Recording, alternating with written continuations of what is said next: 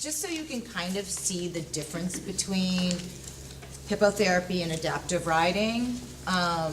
So you can see that, you know, obviously in hippotherapy we have specific treatment goals specific to the discipline. The goals in riding, adaptive riding, is quality of life as well as riding skills, whether it's horsemanship or actually on horse. And OTPT is in charge in hippotherapy, and ANARA, this is where it hasn't been updated, path instructor is in charge during a riding lesson.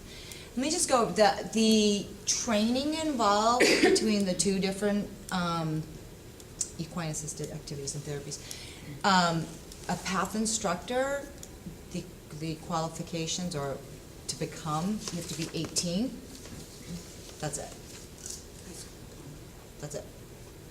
So you don't have to have a high school education. You don't have to have, yeah, they're pretty, yeah, you don't have to have a, you know, so you learn, as a riding instructor, you learn how to teach adaptive lessons, and there's a whole course.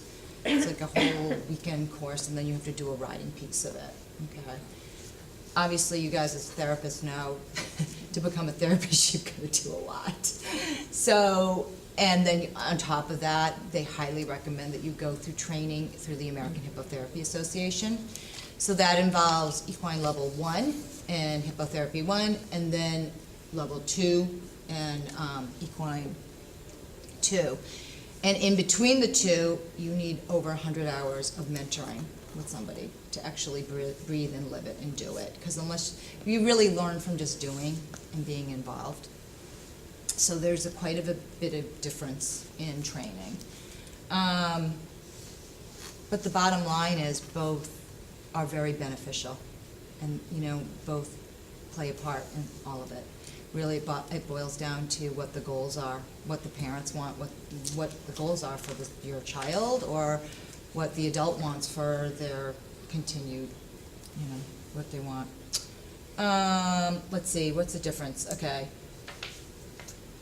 We have a physician's referral, a prescription, especially if you're applying for insurance reimbursement. Adaptive riding does also need medical consent, okay? Often, therapists are called in as consults in adaptive riding, which is awesome that they work together. And also, let's see, hippotherapy is billable to insurance. You just have to call your insurance company and see what kind of plan you have. If they cover OTPT speech, they should cover this. And when you are asking your insurance company or advising your families how to ask their insurance company, you tell them, do you cover OTPT speech using hippotherapy as a treatment strategy? You do not ask your insurance company, do you cover hippotherapy? They will completely deny it. First of all, they won't know what it is because it's not even in their categories, okay? And if they say, nope, we don't do that, but we cover OTPT, but we're not gonna cover their services because a horse is involved, then you say, I wanna speak to your medical director, okay? And you keep pushing. Because really, honestly, the only difference is the clinic is the farm. My treatment strategy is a horse, not a bolster swing or a therapy ball or whatever else I might use in my session.